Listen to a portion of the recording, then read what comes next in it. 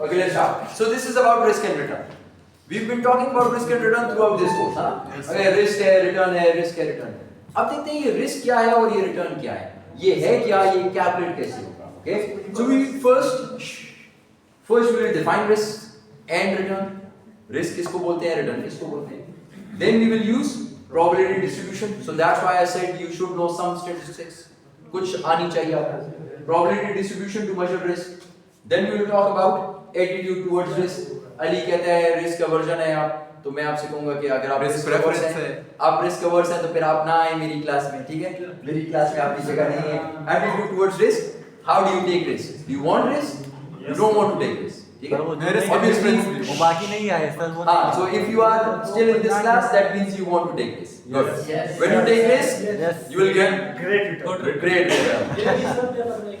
Okay, so risk and return in a portfolio context. फिर मैंने ये सीखा डाइवर्सिफिकेशन. डाइवर्स करें ना, diversification.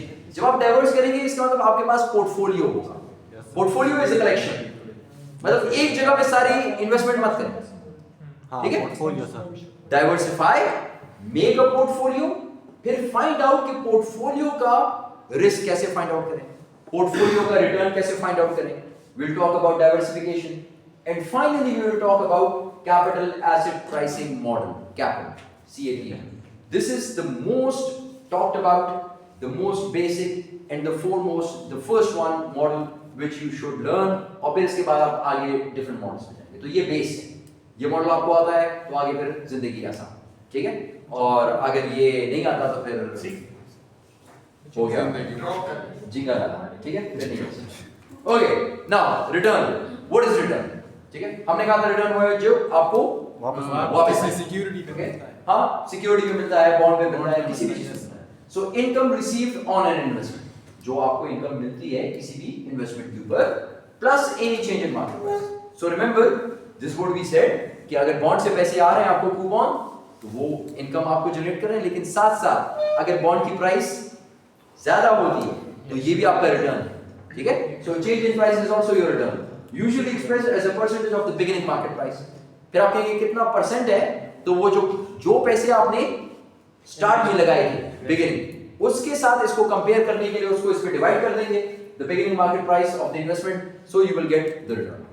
So in simple words, this is your dividend or coupon, Yes, sir. which you are getting, plus the change in price. Change in price कैसे find out करेंगे? पुरानी price और नई प्राइस दोनों के दरमियान जो चेंज आ रहा है, कभी ये माइनस होगा, कभी ये प्लस होगा, कभी आपने प्रॉफिट किया होगा, कभी लॉस किया होगा, इसको इसके साथ आप लोग ऐड कर देंगे. ठीक है? And divided by the your initial investment, जो आपने इनिशियली इन्वेस्ट की, you will get the return. आसान है? Yes sir. आसान है? बहुत easy है, sir. ओके, बहुत इजी है. ओके, इजी क्वेश्चन एग्जाम में नहीं है सर. ओके, उसकी डिजाइन प्रैक्टिस करवा लिया करें. अच्छा ठीक, चलते हैं. The stock price for stock A was 10 per share 1 year ago. ठीक है? 10 per share 1 year ago. The stock price is currently trading at 9.5 per share. So the price difference is 0.5 and it is negative or positive? Negative change per share, and shareholder just received a 1 dividend. So 1 is your return जो आपको dividend मिल रहा है, या coupon हमने कहा था अगर bond होगा. So what return was earned over the past year? 0.5 हो जाएगा sir, like total return divide by 0.5 इधर से लॉस हुआ, उधर से 1 हुआ, so 1 and then 0.5, so minus हो जाएगा, प्लस आपने वैसे तो प्लस करना है ना, so आप लोग इसको इस तरह लिखेंगे 1, so it will be 1 plus and then the difference in price. The difference in price is 0.5, so this will become negative.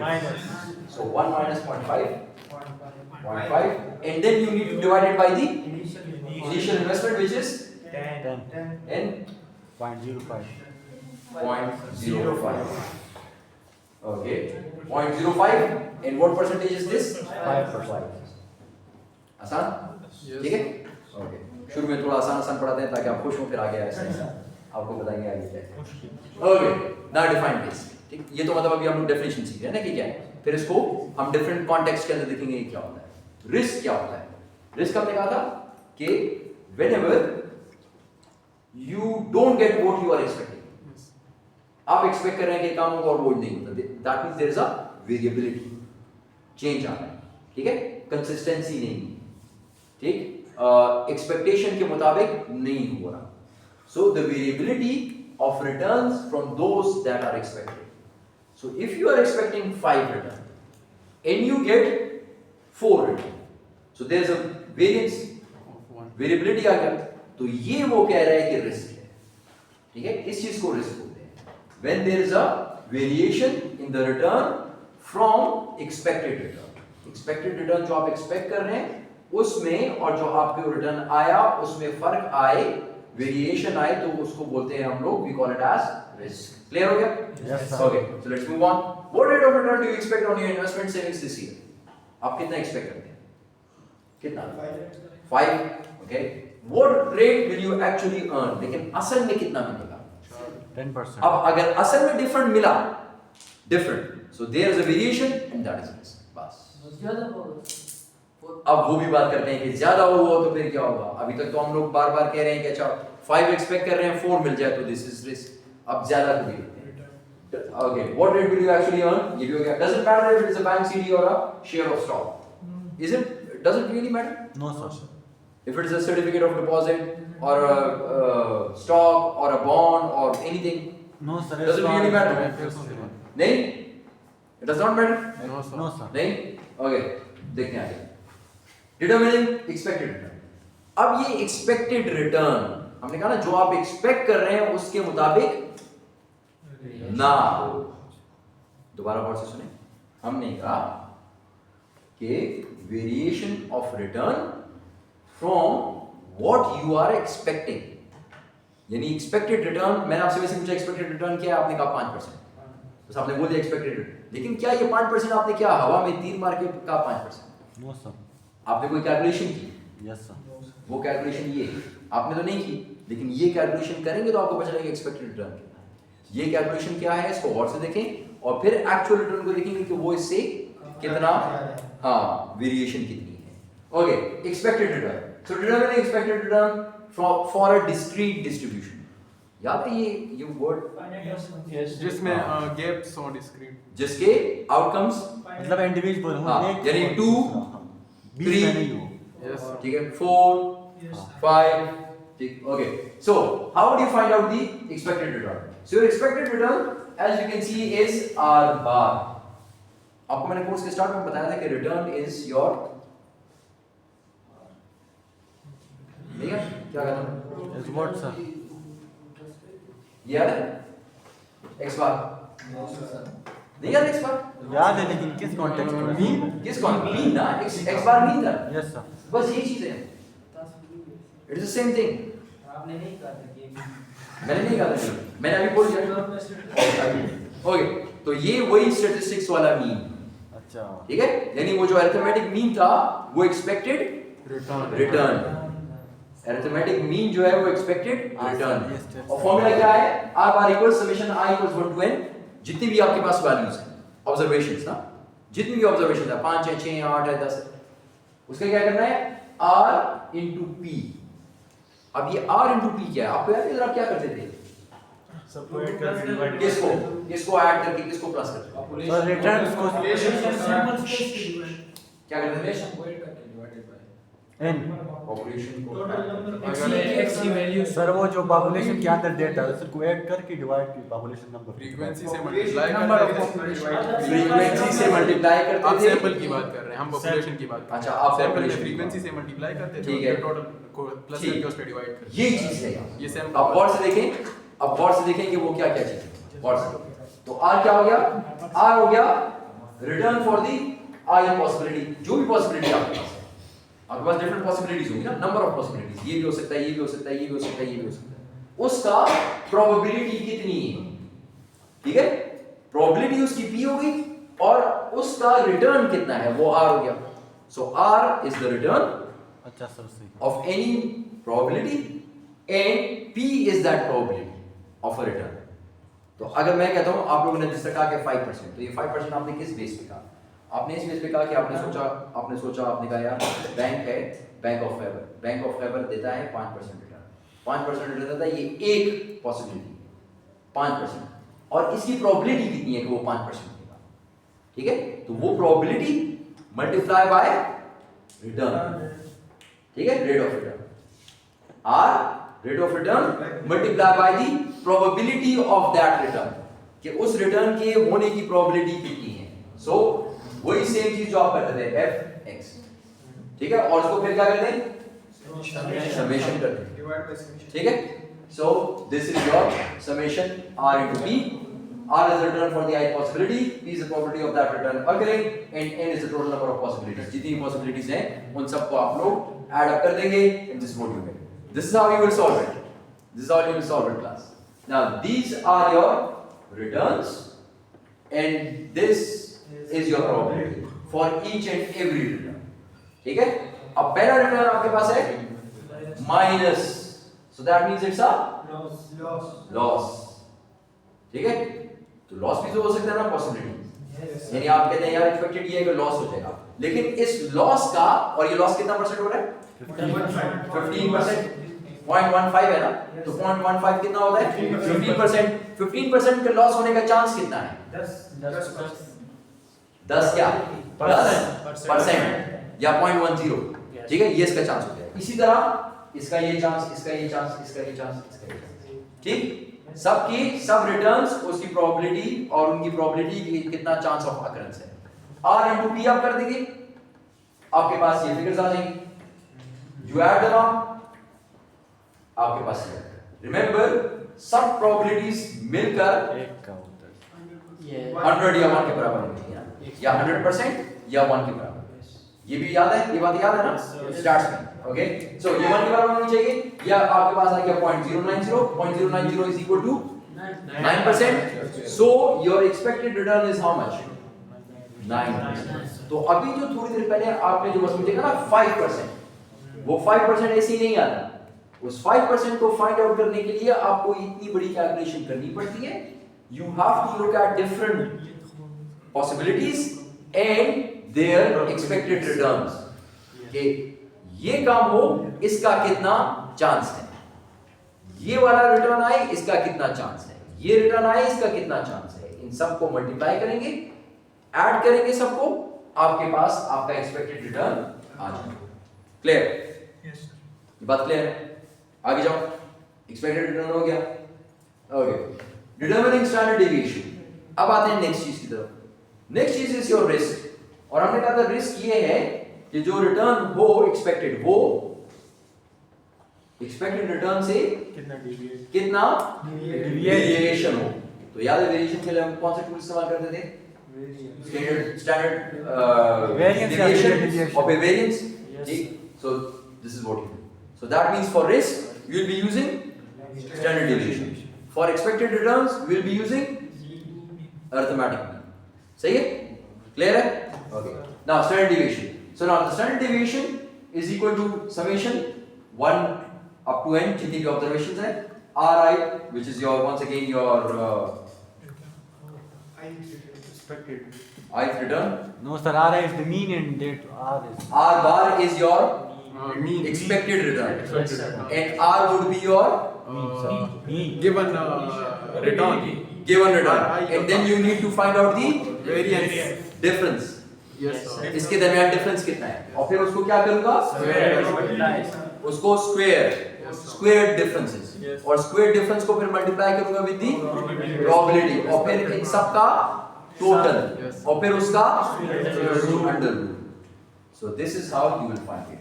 So standard deviation और sigma, it is a statistical measure of variation of a distribution around its mean, कि mean से कौन सी चीजें कितनी कितनी दूर हैं। It is a square root of variance, और अगर आप वेरिएंस फाइंड आउट कर ले तो उसका स्क्वायर रूट करेंगे तो स्टैंडर्ड डेविएशन आ जाएगा, वैसे वेरिएंस सिग्मा स्क्वायर हो जाएगा, ठीक। This is for a discrete distribution, अभी तक से हम डिस्क्रीट डिस्ट्रीब्यूशन की बात कर रहे हैं, ठीक है, ठीक, ओके। अब इसकी कैलकुलेशन करते हैं, इसकी कैलकुलेशन क्या है।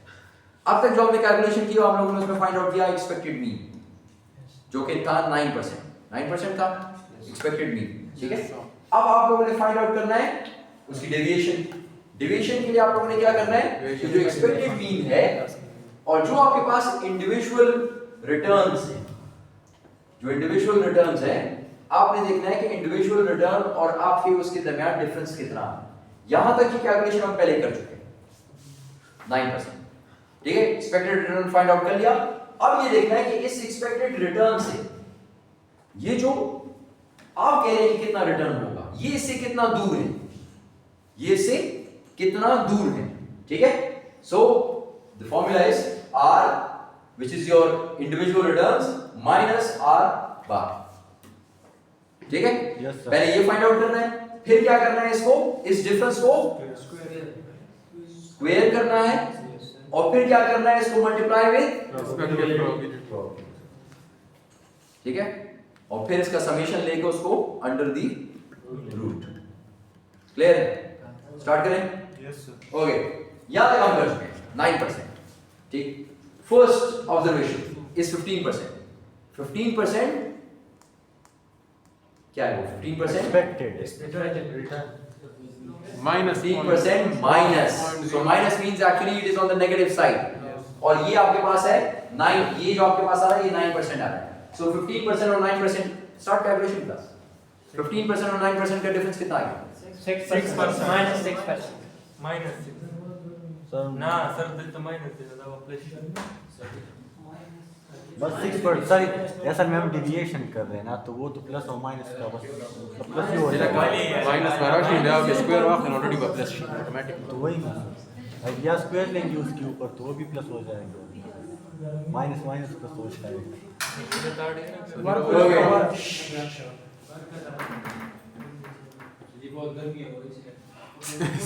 इसको पॉज करें। Okay class, so let's start now. So this is what we said. So you have individual returns and then you have expected return. So you need to find out the difference. ठीक है? So you need to find out the difference r minus r bar. So r bar is 9% ना, 0.09. या ये आपके पास r bar। Yes sir. अब पहला return कितना है? Minus 0.15। 0.15 minus 9। Minus 24 sir. Minus 21%. Minus 0.1. Okay, 0.24। या क्या आपके पास, इसको आपने स्क्वायर करें। Come on start. Square कर ले तो One square, sir. 0.0576। इसको स्क्वायर आपने कर दिया, लेकिन minus माइनस मशीन में स्क्वायर हो गया तो माइनस में चला गया। 0.0441. इंसान ने गलत कैलकुलेटर ने दिखाया। Okay, 0.0441 Yes, sir. and then you need to multiply it with the Respected probability। 0.1. Ji.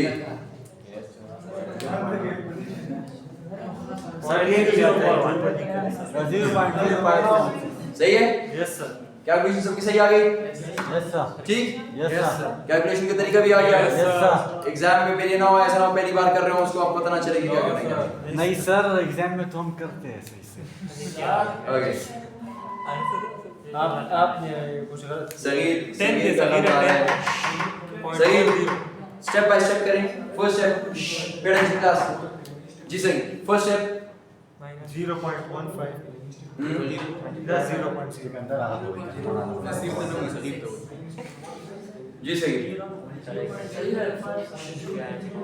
Let him do it. मेरा भी गलत आ रहा है, दोबारा करो।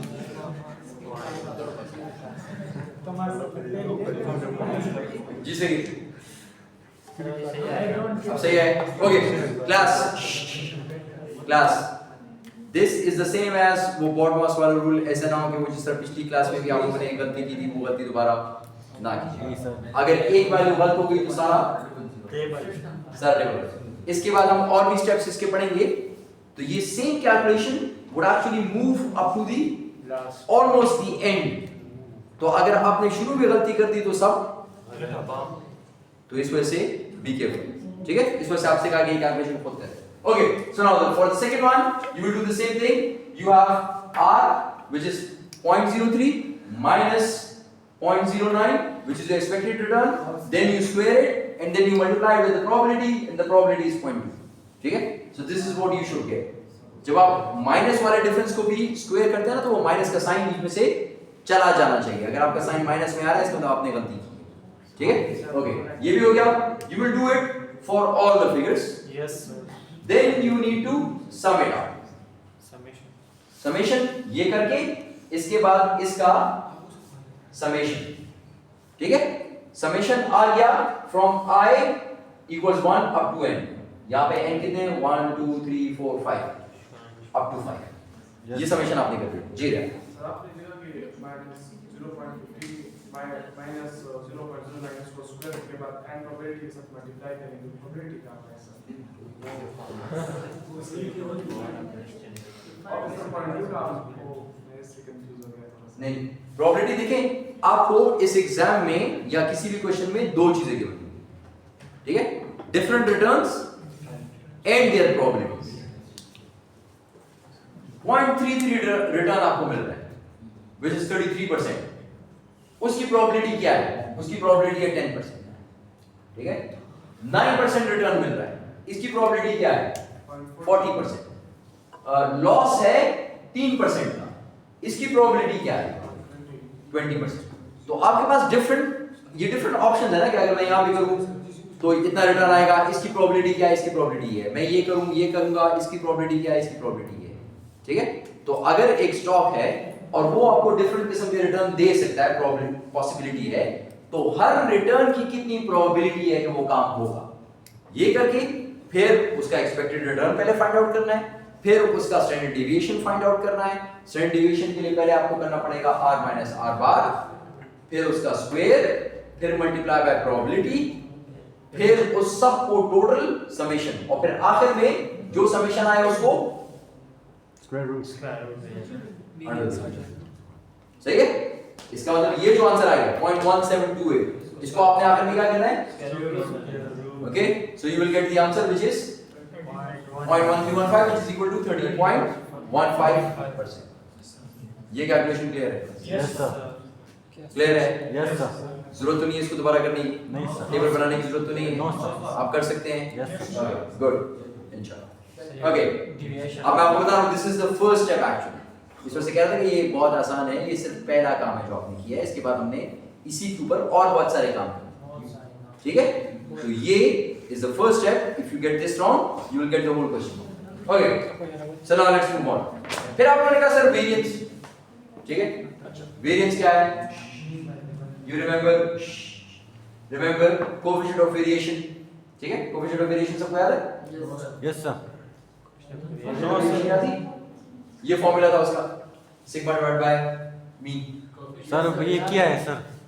क्या होगा आप लोगों ने, आपसे भूल गया होगा। सो this is coefficient of variation. ये क्या बताता है आपको? The ratio of the standard deviation of a distribution, ठीक है। रेशियो स्टैंडर्ड डेविएशन का which is sigma two the mean. The ratio of the standard deviation of a distribution to the mean of that distribution. Standard deviation और उसके mean का आपस में ratio क्या बन रहा है? Yes, sir. ये आपको शो करता है coefficient of variation. Coefficient of variation क्या चीज शो करता है? Consistency, ठीक है, या consistency from the point of view of statistics, और फिर finance में हम उसे बोलते हैं relative risk। यानी अगर कंसिस्टेंसी हम उसमें फाइंड आउट करते हैं, अगर आपको याद हो दो डिफरेंट डिस्ट्रीब्यूशन हैं और आपने ये देखना है कि इन दोनों डिफरेंट डिस्ट्रीब्यूशन में वेरिएशन कितनी है, वो आप फाइंड आउट कर लेते हैं। फिर आप कहते हैं लेकिन यार इन दोनों को आपस में कंपेयर करता हूं, तो फिर आप उसका फाइंड आउट करते हैं कोएफिशिएंट ऑफ वेरिएशन, और फिर आप देखते हैं कि कोई भी डिस्ट्रीब्यूशन कितनी कंसिस्टेंट है। अगर कंसिस्टेंट है तो वो वेरिएशन उसमें ज्यादा नहीं, कम होगा। कम होगी, कम होगा। Yes, sir. वेरिएशन उसमें कम होगी। और फिर जब मैं दोनों को कंपेयर करूंगा तो उस कंपैरिजन के लिए ये चीज जरूरी है, व्हिच मींस मेरे पास दो स्टॉक्स हैं, आपने एक स्टॉक का डिफरेंट रिटर्न्स और उसकी प्रोबेबिलिटी ले ली। आपने कहा इसका एक्सपेक्टेड रिटर्न इतना आ रहा है, इसका रिस्क कितना आ रहा है, रिस्क भी आपने फाइंड आउट किया, ठीक है। लेकिन क्या आप इसको कंपेयर नहीं करेंगे किसी और स्टॉक के साथ? तो आप कैसे कंपेयर करेंगे उसको उसके साथ? उसका कंपैरिजन ये नहीं है कि आप दोनों के रिस्क को उठा के अभी आगे जाके पढ़ेंगे कि दोनों के रिटर्न को उठा के कंपेयर करो या दोनों के रिस्क को उठा के कंपेयर करो। आप उसका कंपेयर करेंगे कोएफिशिएंट ऑफ वेरिएशन।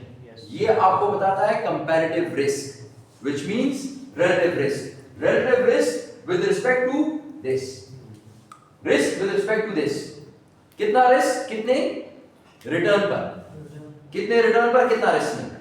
अगर मैं दो चीजों के रिस्क को कंपेयर करूं तो वो मुझे ये बता रहा है कि रिस्क किसका ज्यादा है किसका कम है। अगर मैं दो के रिटर्न को कंपेयर करूं तो मुझे बताता है किसका रिटर्न ज्यादा है किसका कम है। लेकिन ये देखना है कि कौन सा ऑप्शन कितना रिटर्न देता है कितने रिस्क के ऊपर, कितना रिस्क लेके वो रिटर्न ले रहे हैं। इस जगह पर फिर एक और देखें, इस जगह पर कितना रिटर्न मिल रहा है लेकिन कितने रिस्क के साथ मिल रहा है। तो उसके लिए जरूरी है कि आप रिलेटिव रिस्क को फाइंड करें। अब इसका रिलेटिव रिस्क कितना है, इसका हमने थोड़ी देर पहले फाइंड आउट किया कि दिस वाज 13.15% और इसका जो एक्सपेक्टेड रिटर्न था that was 9%। So 13.15% divide by 9% it gives you 1.46। अब ये वैल्यू खुद से कुछ नहीं बताया, 1.46 आपको कह रही है कि दिस इज 1.46, ठीक है। इसका मतलब 1.46 का ये मतलब होता है ना 1.46 डिवाइड बाय 1, 1.46 डिवाइड बाय 1। अब आगे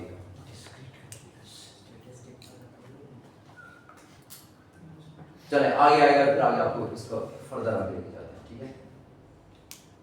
अब आते हैं कंटीन्यूअस डिस्ट्रीब्यूशन। डिस्क्रीट को आपने पढ़ लिया, ठीक है। डिस्क्रीट हम लोगों ने कहा जंप्स या गैप्स के साथ है, ठीक। और हमने कहा कि नंबर्स जिस तरह होगा 5 6 8 9 10।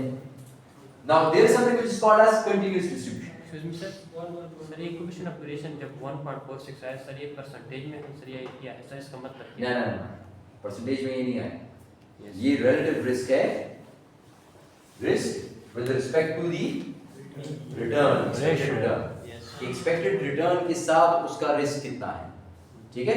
ये आपको शो कर रहा है। आगे जाके इसका कंपैरिजन आपको करके भी बताते हैं, आगे क्वेश्चन आ जाएगा, ठीक है। पहले इसको सीखते हैं, उसके बाद सीक्वेंस एनालिसिस करेंगे। Okay so now discrete distribution, continuous distribution, ये दोनों चीजें याद आ गई, स्टार्ट में आपने पढ़ी थी, याद है। ओके आगे जाए तो फिर इसका मतलब ये हुआ कि अगर आप लोग कंटीन्यूअस डिस्ट्रीब्यूशन के लिए फाइंड आउट कर रहे हैं तो वो थोड़ा सा फॉर्मूला चेंज हो जाता है। So then it is that your r bar which is your expected return is equal to summation ri, आपके पास डिफरेंट किस्म की ऑप्शंस हैं, रिटर्न्स हैं, उन सब को ऐड कर दें divided by the number of sum of all the observations, ठीक है।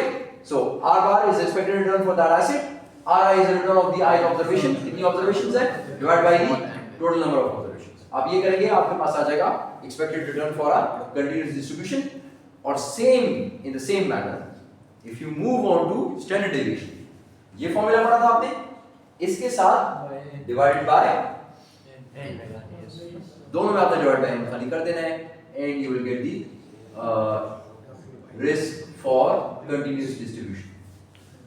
सर बट ये कंटिन्यूअस डिस्ट्रीब्यूशन के लिए आ रहा है तो मतलब स्पेसिफिक नहीं हो सकता सर इसमें क्यों नहीं होता? आपके पास डिफरेंट ऑप्शंस हैं, आपके पास 1000 ऑप्शन हैं। हाँ तो 1000 हैं तो उन सब 1000 को लेकर और फिर उसका 1000 को लेकर सर हाँ नहीं सर लाइक आ रहा है तो देखें, ये तो आप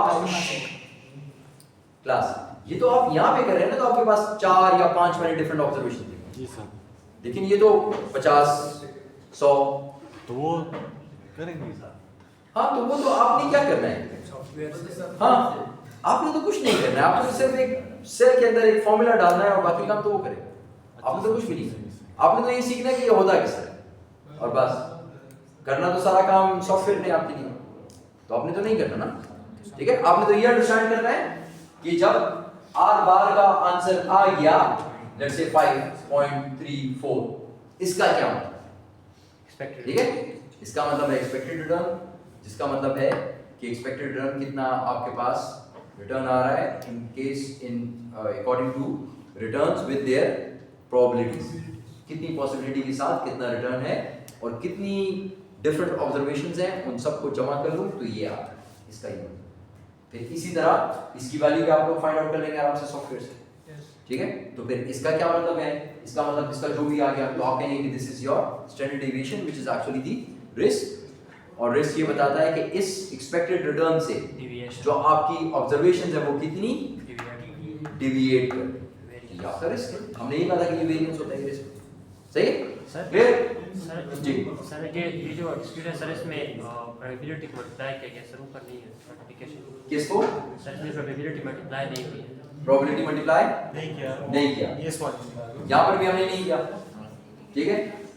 यस ये कंटिन्यूस डिस्ट्रीब्यूशन थी, ठीक? डिस्क्रीट डिस्ट्रीब्यूशन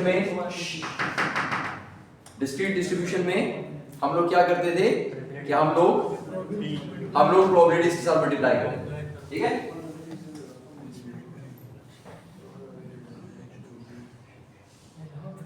ठीक?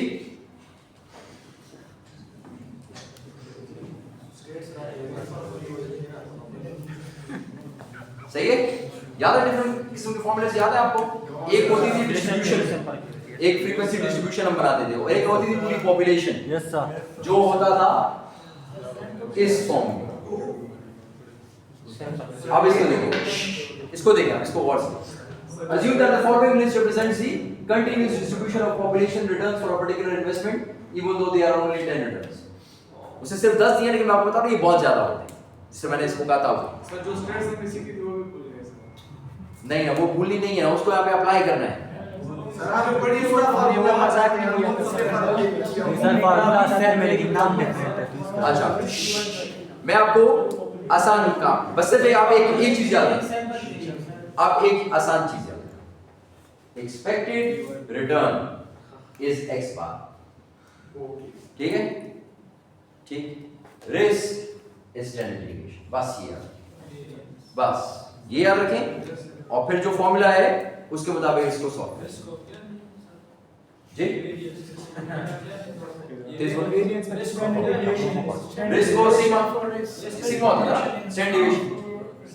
ओके, अब अगर आपके पास पूरी पॉपुलेशन गिवन हो तो उसमें बहुत सारी वैल्यूज होती हैं, ये सारी आपकी वैल्यूज हैं। अब अगर आपने एक्सपेक्टेड रिटर्न और स्टैंडर्ड डेविएशन फाइंड आउट करना है इस पॉपुलेशन के लिए, and there is a continuous distribution, तो आप क्या करेंगे, इस सबको सिंपली ऐड कर देंगे, डिवाइड बाय n कर देंगे, और बस n is 10, बस आंसर आ गया, ठीक है? सही है? और फिर अगर आपने इसका स्टैंडर्ड डेविएशन फाइंड आउट करना है तो आप इसको माइनस कर देंगे विद योर, ये आपके पास रिटर्न आ गया, एक उठाएं, उसको माइनस करें और डिवाइड बाय वंस अगेन उसका स्क्वायर ले लें, डिवाइड बाय n और फिर अंडर रूट, ठीक है? सही है? क्लियर है? सही है? Okay, let's move on.